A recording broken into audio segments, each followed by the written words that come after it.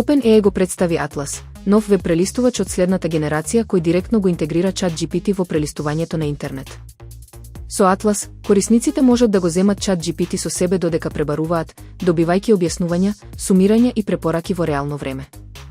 Новиот Agent мод му овозможува на системот самостојно да извршува одредени задачи, како резервирање услуги или пребарување информации, што го прави прелистувањето поинтерактивно и попродуктивно. Извршниот директор Сем Алтман изјави дека Atlas е дел од пошироката мисија на OpenAI да го преиспита значењето на прелистувачот во ерата на вештачката интелигенција. Компанијата наведува дека корисниците ќе можат да изберат дали сакаат да се најават, да користат инкогнито режим или да го ограничат собирањето податоци.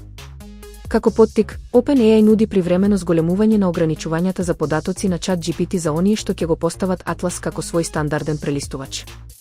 Лансирањето на Atlas го означува проширувањето на OpenAI надвор од рамките на ChatGPT и обидот да се влезе во доменот на веб пребарувањето, каде што доминира Google Chrome, иако потенцијалот за интегрирано, интелигентно пребарување е голем. Аналитичарите предупредуваат дека предизвиците околу приватноста, довербата и навиките на корисниците ќе бидат клучни за успехот на овој нов дигитален експеримент. WhatsApp започна нова иницијатива за борба против спамот на својата платформа со воведување ограничување на бројот на пораки што поединците и бизнисите можат да ги испраќаат до непознати корисници без да добијат одговор. Иако апликацијата првично беше наменета за лична комуникација, со текот на времето се прошири со групи, заедници и деловни пораки, што доведе до зголемување на несаканата комуникација и потешко следење на пораките. Согласно новите правила, сите пораки испратени кон други ќе се бројат кон месечното ограничување, освен ако примачот не одговори. Пример, ако на нов контакт му се испратат 3 пораки без одговор, сите 3 ќе се сметаат во лимитот.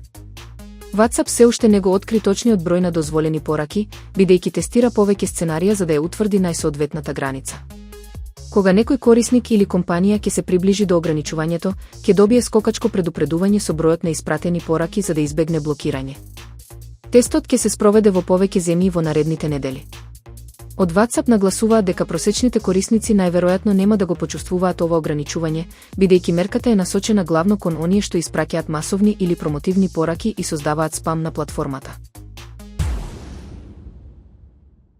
Новите извештаи од Кореја сугерираат дека првиот преклопен телефон на Apple, неофицијално наречен iPhone Fold, најверојатно нема да се појави пред 2026 година, а можеби дури и во 2026. Иако претходно се очекуваше уредот да биде представен следната година, компанијата наводно се уште ги финализира клучните спецификации и карактеристики на моделот. Според информациите, Apple се уште работи на совршување на шарката и на издржливоста на екранот, што се покажало како предизвик во развојот на преклопните телефони. Доколку сепак биде подготвен за 2026 година, аналитичарите проценуваат дека компанијата ќе може да произведе само 5 до 7 милиони единици во првата серија, што би било ограничено издание во споредба со стандардните модели на iPhone. Гласините наведуваат дека iPhone Fold ќе има преклопен екран од 7,58 инчи и внатрешен екран од 5,38 инчи, а двата ќе користат LTPO технологија и COA, која ги елиминира поларизаторите за подобра енергетска ефикасност. Иако Apple не ги потврдува овие детали, експертите очекуваат дека компанијата ќе се обиде да постави нови стандарди на пазарот на преклопни уреди, типично во свој препознатлив стил, подоцна од конкурентите, но со посовршен производ.